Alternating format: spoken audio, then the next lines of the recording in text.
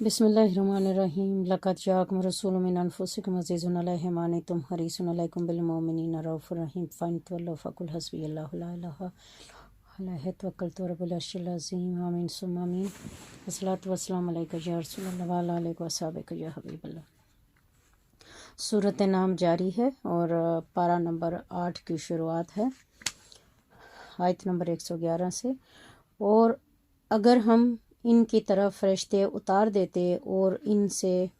مردے باتیں کرنے لگتے اور ہم ان پر ہرگز آنکھوں کے سامنے گروہ در گروہ وہ جمع کر دیتے، وہ تب بھی ایمان نہ لاتے سوائے ان کے کہ جو اللہ چاہتا، اور ان میں سے اکثر لوگ جہالت سے کام لیتے ہیں۔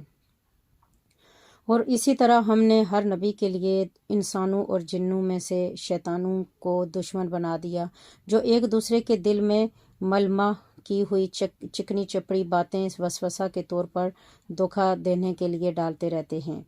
اور اگر آپ کا رب انہیں جبراً روکنا چاہتا تو وہ ایسا نہ کر پاتے، سو آپ انہیں بھی چھوڑ دیں، اور جو کچھ وہ بہتان باندھ رہے ہیں اسے بھی۔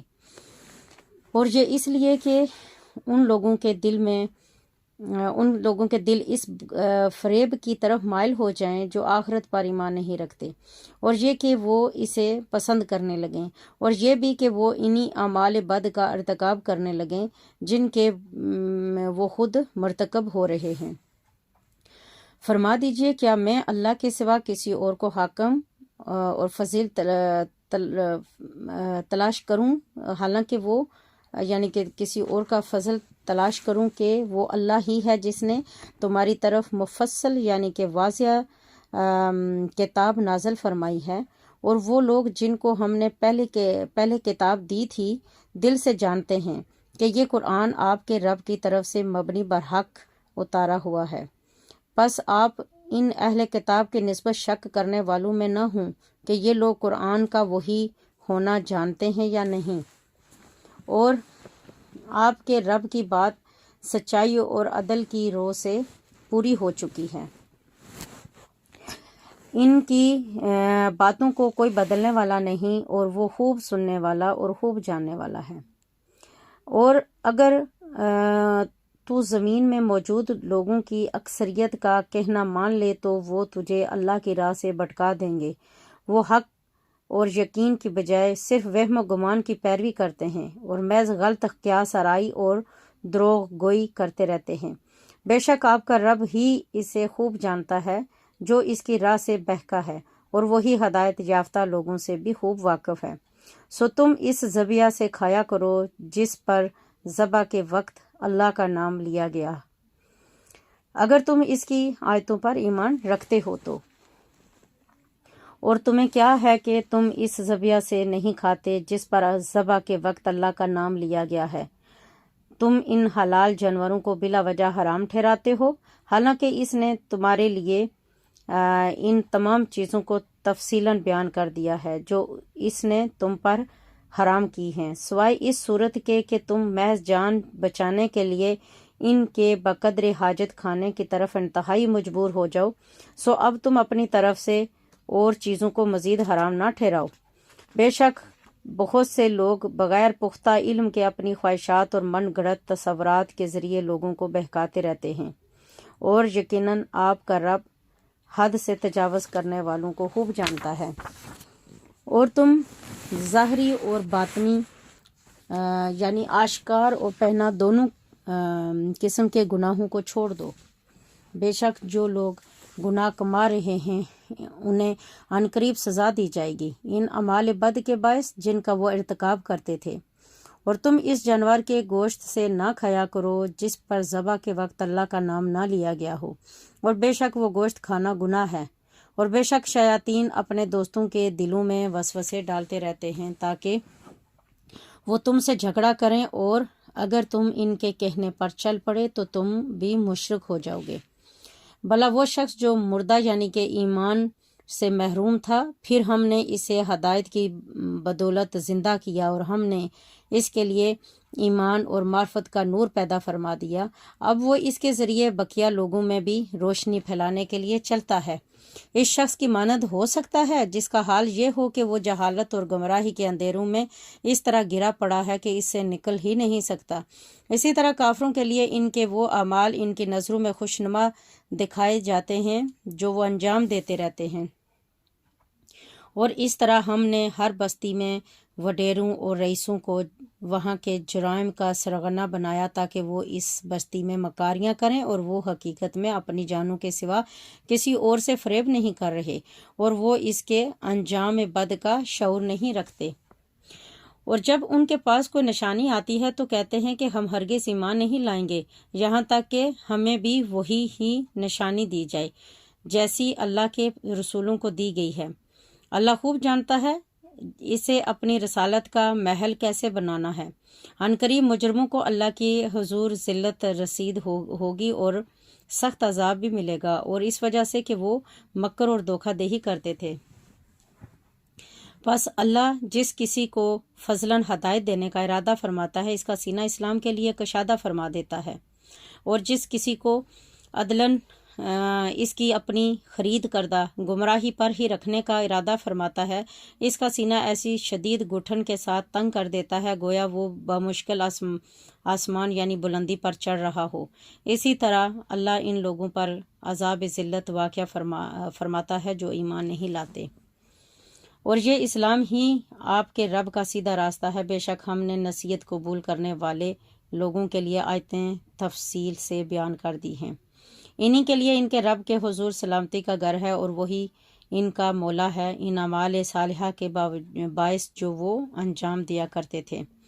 اور جس دن وہ ان سب کو جمع فرمائے گا تو ارشاد ہوگا، اے گروہ جنات یعنی شیاطین، بے شک تم نے بہت سے انسانوں کو گمراہ کر لیا، اور انسانوں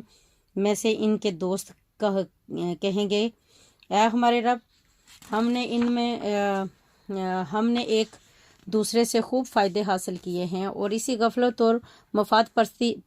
پرستی کے عالم میں ہم اپنی اس میعاد کو پہنچ گئے جو تو نے ہمارے لیے مقرر فرمائی تھی، مگر ہم اس کے لیے کچھ تیاری نہ کر سکے۔ اللہ فرمائے گا، اب دوزخ ہی تمہارا ٹھکانہ ہے، ہمیشہ اسی میں رہو گے مگر جو اللہ چاہے۔ بے شک آپ کا رب بڑی حکمت والا اور خوب جاننے والا ہے۔ اسی طرح ہم ظالموں میں سے بعض کو بعض پر مسلط کرتے رہتے ہیں ان اعمال بد کے باعث جو وہ کمایا کرتے ہیں۔ اے گروہ جن و انس، کیا تمہارے پاس تم ہی میں سے رسول نہیں آئے تھے جو تم پر میری آیتیں بیان کرتے تھے اور تمہاری اس دن کی پیشی سے تمہیں ڈراتے تھے؟ تو وہ کہیں گے کہ ہم اپنی جانوں کے خلاف گواہی دیتے ہیں، اور انہیں دنیا کی زندگی نے دھوکے میں ڈال رکھا تھا، اور وہ اپنی جانوں کے خلاف اس بات کی گواہی دیں گے کہ وہ دنیا میں کافر یعنی حق کے انکاری تھے۔ یہ رسولوں کا بھیجنا اس لیے تھا کہ آپ کا رب بستیوں کو ظلم کے باعث ایسی حالت میں تباہ کرنے والا نہیں ہے وہاں کے رہنے والے حق کی تعلیمات سے بالکل بے خبر ہوں، یعنی انہیں کسی نے حق سے آگاہ ہی نہ کیا ہو، اور ہر ایک کے لیے ان کے اعمال کے لحاظ سے درجات مقرر ہیں، اور آپ کا رب ان کاموں سے بے خبر نہیں جو وہ انجام دیتے ہیں، اور آپ کا رب بے نیاز ہے، بڑی رحمت والا ہے۔ اگر چاہے تو تمہیں نابود کر دے اور تمہارے بعد جسے چاہے تمہارا جانشین بنا دے، جیسا کہ اس نے دوسرے لوگوں کی اولاد سے تم کو پیدا فرمایا ہے۔ بے شک جس عذاب کا تم سے وعدہ کیا جا رہا ہے وہ ضرور آنے والا ہے، اور تم اللہ کو عاجز نہیں کر سکتے۔ فرما دیجئے، اے میری قوم، تم اپنی جگہ پر عمل کرتے رہو، بے شک میں اپنی جگہ عمل کیے جا رہا ہوں، پھر تم قریب جان لوگے کہ آخرت کا انجام کس کے لیے بہتر ہے۔ بے شک ظالم لوگ نجات نہیں پائیں گے۔ انہوں نے اللہ کے لیے انہی چیزوں میں سے ایک حصہ مقرر کر لیا ہے جنہیں اس نے کھیتی اور مویشیوں میں سے پیدا فرمایا، پھر اپنے گمان باطلہ سے کہتے ہیں کہ یہ حصہ اللہ کے لیے ہے اور یہ ہمارے خود ساختہ شریکوں کے لیے ہے۔ پھر جو حصہ ان کے شریکوں کے لیے ہے سو وہ تو اللہ تک نہیں پہنچتا، اور جو حصہ اللہ کے لیے ہے تو وہ ان شریکوں تک پہنچ جاتا ہے۔ وہ کیا ہی برا فیصلہ کر رہے ہیں۔ اور اسی طرح بہت سے مشرکوں کے لیے ان کے شریکوں نے اپنی اولاد کو مار ڈالنا ان کی نگاہوں میں خوشنما کر دکھایا، یعنی کہ بتوں کے آگے جو بلی چڑھاتے ہیں انسانی جانوں کی، ان کے حوالے سے، تاکہ وہ انہیں برباد کر ڈالیں اور ان کے بچے کچے دین کو بھی ان پر مشتبہ کر دیں۔ اور اگر اللہ انہیں جبراً روکنا چاہتا تو وہ ایسا نہ کر پاتے، بس آپ انہیں اور جو افطرا پردازی وہ کر رہے ہیں اسے نظر انداز کرتے ہوئے چھوڑ دیجئے۔ اور اپنے خیال باطل سے یہ بھی کہتے ہیں کہ یہ مخصوص مویشی اور کھیتی ممنوع ہے، اسے کوئی نہیں کھا سکتا سوائے اس کے کہ جسے ہم چاہیں، اور یہ کہ بعض چوپاہے ایسے ہیں جن کی پیٹھ پر سواری کو حرام کیا گیا ہے، اور بعض مویشی ایسے بھی ہیں جن پر ذبح کے وقت یہ لوگ اللہ کا نام نہیں لیتے، یہ سب اللہ پر بہتان باندھنا ہے، عن قریب وہ انہیں اس بات کی سزا دے گا جو وہ بہتان باندھتے تھے۔ اور یہ بھی کہتے ہیں کہ جو بچہ ان چوپاہوں کے پیٹ میں ہے وہ ہمارے مردوں کے لیے ہے، محسوس ہے، اور ہماری عورتوں پر حرام کر دیا گیا ہے، اور اگر وہ بچہ مرا ہوا پیدا ہو تو وہ مرد عورتیں سب اس میں شریک ہوتے ہیں، عن قریب وہ انہیں ان کے من گڑت باتوں کی سزا دے گا، بے شک وہ بڑی حکمت والا اور خوب جاننے والا ہے۔ واقعی ایسے لوگ برباد ہو گئے جنہوں نے اپنی اولاد کو بغیر علم صحیح کے